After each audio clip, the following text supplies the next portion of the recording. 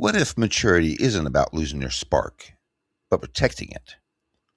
Somewhere along the way, we're told that growing up meant becoming serious, responsible, and quiet. Less laughter, less curiosity, less fun. But what if it was never that simple? What if that never was the goal? What if the real goal was to grow older without losing the best parts of who you were? Hello, everybody. I'm Rob. Welcome to the channel. From a young age, we're taught that growing up means leaving things behind. Play becomes childish, imagination becomes unrealistic, and joy becomes something you squeeze in only if there's time. And slowly, without even realizing it, we trade in our spark for structure. We become more predictable, more cautious, more concerned with how we're perceived. But here's the truth no one really says out loud. Growing up was never supposed to mean shutting down. It was supposed to mean expanding, adding wisdom without subtracting joy.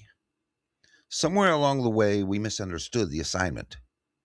And now, many men find themselves decades later wondering where that lighter version of themselves went. That part of you, the one that laughed easily, got excited about the small things, stayed curious, it didn't disappear. It adapted and it got buried. Under responsibility, under expectations, under years of, quote, being an adult. But every now and then it shows up. Maybe it's when you hear an old song, or when you're joking with someone you trust, or when you're completely in the moment without overthinking. That's not nostalgia, that's you. And here's the important part you don't need to find that spark again. You just need to stop suppressing it because it's been there the whole time waiting for permission. We often confuse maturity with seriousness, but they're not really the same thing. Real maturity isn't about being rigid. It's not about shutting down emotion or becoming overly controlled. It's about awareness. It's about knowing what matters and what doesn't. And ironically, once you reach that point, you start taking less seriously, not more. You stop reacting to everything. You stop chasing approval. You stop needing to prove yourself. And in that little tiny space, something real opens up. You laugh easier. You relax more. And you enjoy things without overthinking them. That's not immaturity. That's growth.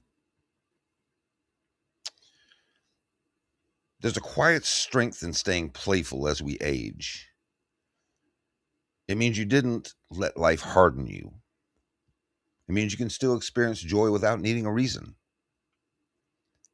And I got to tell you, in today's world, that's rare. Most people are too tense, distracted, disconnected. But the man who can still laugh, still explore, still enjoy simple things, that's the man that stands out. Not because he's trying to be young, but because he never let himself become closed. Protecting your inner kid doesn't mean avoiding responsibility. It means balancing it. You handle your life without losing your spirit. That's a good day. This little speech isn't about changing your life overnight. It's about small shifts. Let yourself enjoy things without questioning them. Follow curiosity even if it seems pointless. Laugh more even if it feels unfamiliar at first. And maybe, just maybe, most importantly, stop judging yourself for being light. You've spent decades building a life. You've handled responsibility. You've done what needed to be done. Now you get to live inside that life. Just manage it. Because The goal was never to become less of yourself, was it? It was to become more without losing what made you feel alive in the first place. Growing old is guaranteed, but growing up, that's optional.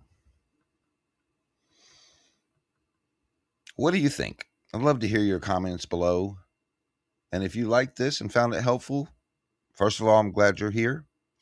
If I could encourage you to like and subscribe, it would be very helpful. And I hope to see you real soon. Till then, bye bye.